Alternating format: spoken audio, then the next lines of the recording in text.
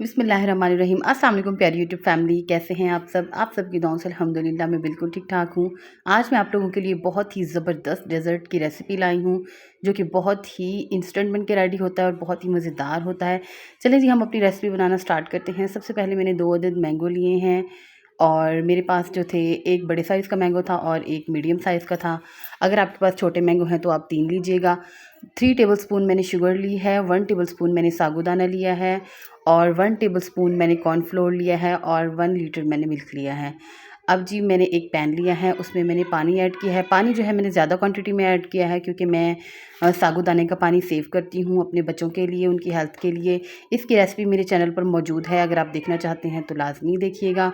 अब जी मैंने साबूदाने के पल्स पानी में ऐड कर लिए हैं। पर्ल मैंने तब ऐड किए हैं जब पानी में बॉयल आना स्टार्ट हुआ है।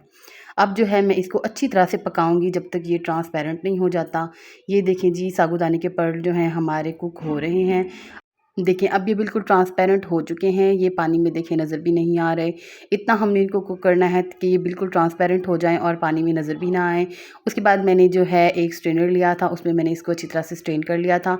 हमने इसके ऊपर ठंडा पानी डालना है ताकि ये जो है कुक होना बंद कर दें, नहीं तो ये जैसे जितनी देर गर्म पड़े रहेंगे तो ये जो है गल जाएँगे, ज़्यादा गल जाएँगे, ख़राब हो जाएँगे। उसके बाद इसका पानी जो था वो मैंने साइड पे कर लिया था। उसके बाद जनाब मैंने इसको ठंडे पानी से वॉश कर लिया था। मैंने एक कढ़ाई ली है, उसमें मैंने अपना जो मिल्क था 1 लीटर वो ऐड किया है। अब हम इसको अच्छी तरह से बॉयल करेंगे।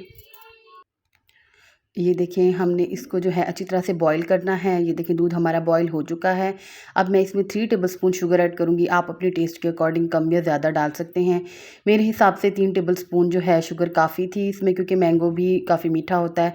उसके बाद 1 टेबलस्पून जो है कॉर्नफ्लोर मैंने पानी में घोल के वो इसमें ऐड किया था। आप चाहें तो कस्टर्ड पाउडर या आइसक्रीम का जो फ्लेवर होता है वनीला आइसक्रीम का, वो भी ऐड कर सकते हैं। मैंने जो है कॉर्नफ्लोर यूज़ किया था, क्योंकि मुझे सिर्फ मैंगो का फ्लेवर चाहिए था। वो मैंने कॉर्नफ्लोर इसमें ऐड कर लिया है। अब मैं इसको अच्छी तरह से मिक्स करूँगी ताकि ये अच्छी तरह से थिक हो जाए। ये देखिए जो मिल्क है हमारा थिक हो रहा है। हमने इसको बहुत ज़्यादा थिक नहीं करना, बस हमने इसको कस्टर्ड की जो है कंसिस्टेंसी की तरह जो इसको थिक करना है। मैं आपको चेक करवाऊँगी।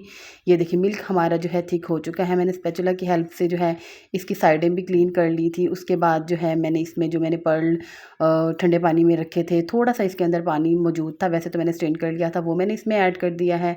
अब इसको मैं अच्छी तरह मिक्स करूँगी। आपने डायरेक्ट इसमें पहले मिक्स नहीं करना, पहले हमने इसको कॉर्नफ्लोर या कस्टर्ड पाउडर में थिक कर लेना है मिल्क को। उसके बाद हम जो है, क्योंकि हमारे पर्ल्स जो हैं वो ऑलरेडी कुक थे, हमने मिल्क में कुक नहीं करने। ये है कि इससे ये है कि हमारे मिल्क की जो क्वांटिटी है वो कम हो जाती है, अगर हम साबूदाने को मिल्क में वो करें तो। अगर हमने ज़्यादा क्वांटिटी में बनाना है तो फिर हम पहले साबूदाने के पल्स जो हैं बॉईल कर लेंगे। ये देखिए हमें ये कंसिस्टेंसी चाहिए। ये ठंडा होने के बाद भी थोड़ा-सा थिक हो जाएगा। उसके बाद मैंने जो मेरे मैंगो थे वो मैंने रफली कट कर लिए हैं। रफली मैंने इसलिए कट किए हैं क्योंकि मैं इनको जो है इनकी प्योरी बनाऊँगी।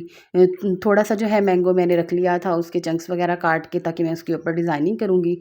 एक स्लाइस बाकी जो था मैंगो मैंने उसकी प्योरी बना ली थी। देखिए जी हमारी ज़बरदस्त किस्म की प्योरी बन रही है। हमने इसमें कोई पानी, कोई शुगर ऐड नहीं करना। अगर आपको मीठा ज़्यादा पसंद है तो आप शुगर ऐड कर सकते हैं, मैंने ऐड नहीं किया था।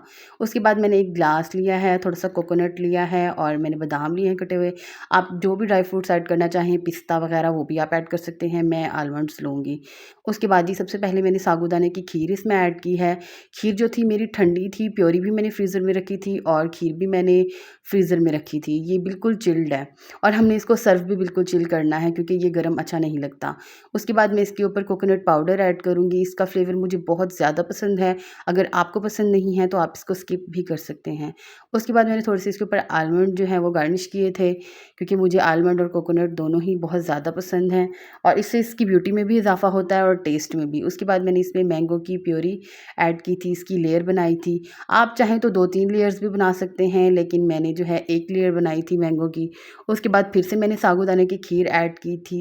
ये देखिए माशाल्लाह कितना खूबसूरत लग रहा है। हमने इसकी कंसिस्टेंसी इतनी थिक रखनी है ताकि ये दोनों चीज़ें आपस में मिक्स ना हों। उसके बाद जनाब मैंने इसके ऊपर कोकोनट पाउडर ऐड किया था, सॉरी कोकोनट ऐड किया था, क्रश किया हुआ, और उसके बाद मैंने आलमंड्स ऐड किए थे। मैंगो सागो डेज़र्ट बनाने का ये सबसे आसान तरीका है। आपने बिल्कुल ऐसे बनाना है और बहुत ही टेस्टी और बहुत ही इंस्टेंट बन के रेडी होता है। उसके बाद मैंने इसके ऊपर मैंगो के थोड़े से चंक्स ऐड किए थे। ये बहुत ही ब्यूटीफुल लग रहा था।